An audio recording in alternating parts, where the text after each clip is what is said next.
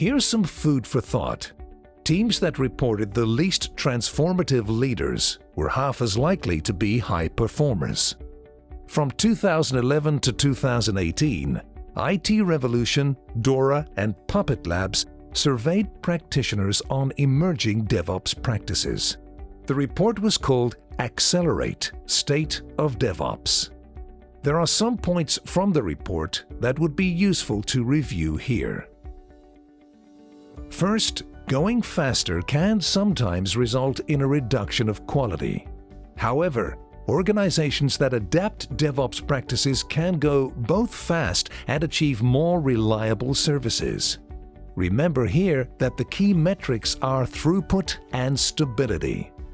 Part of this stems from efforts to capture quality at the source and to ensure that errors aren't knowingly passed downstream. This principle should be familiar to you from DevOps Foundation. Some companies have made use of version control, continuous integration, continuous delivery, and automated testing to achieve DevOps implementation.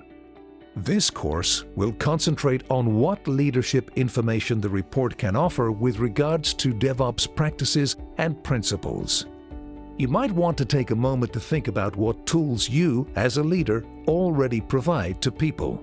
Tools such as the Westrum typology of organizational culture, the Kubler-Ross change curve, Kanban boards, and the Kilman conflict mode instrument may be helpful here.